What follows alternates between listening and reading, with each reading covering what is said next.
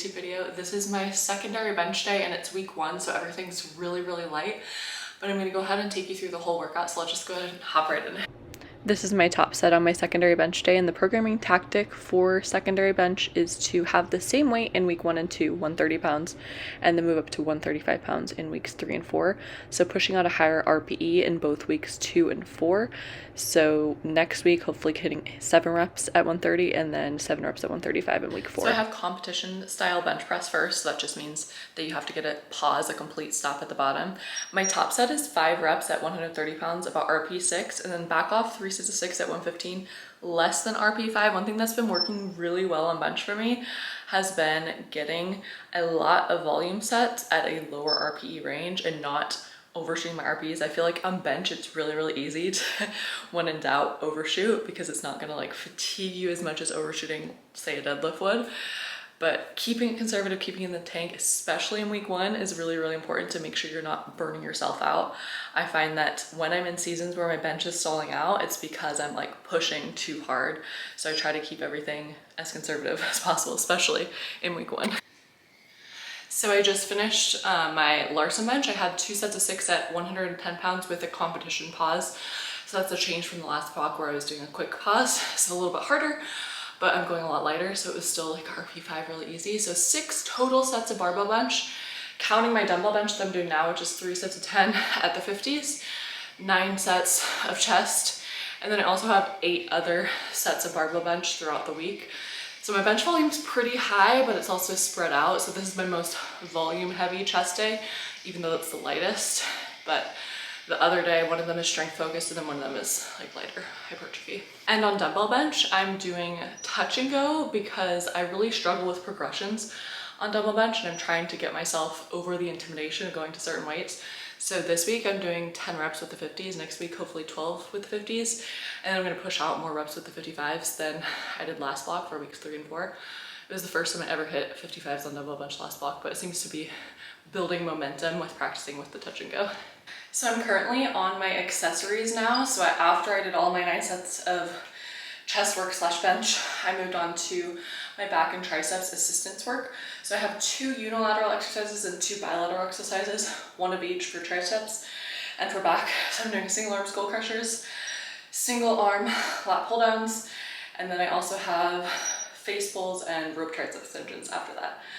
But overall, I'm trying to focus on getting really good contractions and really good control, because I'm going on the lighter end of the weights. This week, for example, on the single arm lat pull downs, I'm doing 50. I could do 60 for sets of 12, but I'd rather start at the 50 and get a really slow control, good contraction at the bottom, and then work my way up and just push 60s out the whole time. But on the single arm skull crushers, I'm keeping it at 20s the whole time. I'm just gonna try to add more control and tempo as I get through the weeks. So I'm almost done. I'm just finishing up the face pulls and the rope tricep extensions.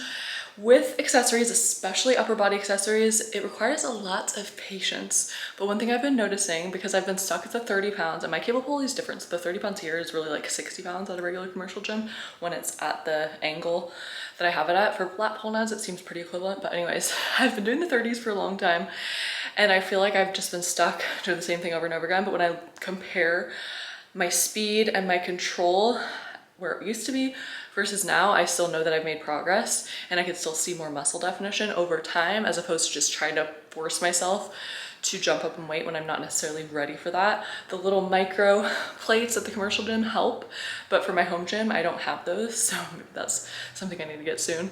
But it's still been nice to see the progress with the same weight, just adding more control. But that's all for this upper body workout, if I haven't yet finished showing all the accessories.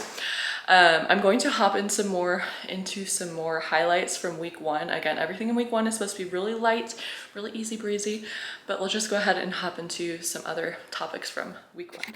I wanted to use the last couple minutes of this video to talk a little bit about cross training, because in my off season, I'm 5 months in, or 5 training blocks in. This is my 6th powerlifting off-season block, and I have been having a lot of progress, but I've also been able to keep up with running and powerlifting and improving both at a pretty good rate of progress. But there are drawbacks to cross training, obviously. Once I get deeper into my competition prep, I'm not going to want to be running as fast or as many miles per week because it is going to impact my recovery. If I wanted to make the absolute most progress in my powerlifting, I wouldn't run at all. However, I do think there are benefits to training different aspects of fitness and having them carry over, even if it doesn't seem necessarily the most related. So running, for example, one thing that I've been noticing is I have improved my work capacity on high rep sets. Sets of 5 no longer considered cardio. I feel like for powerlifters, a lot of times anything 5 reps or more is considered powerlifting cardio. And then like split squats, sets at 12, going really heavy with the 60s or even more, not cardio, easy to push through. So those have been some benefits of running in the powerlifting space, but I think it's also just good to be more adaptable and more well-rounding just from a health perspective.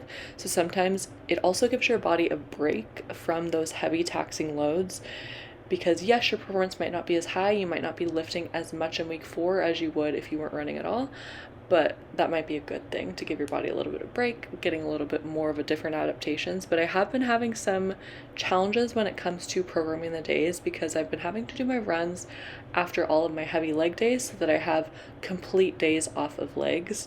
For example, this week I did both my runs after both of my squat days, and on my secondary squat day where I did my longer run, my quads were cramping so bad that instead of doing 3 miles continuous, I did 3-mile repeats. And then on my secondary squat day, I did a fast 2-mile run at a 6:56 pace.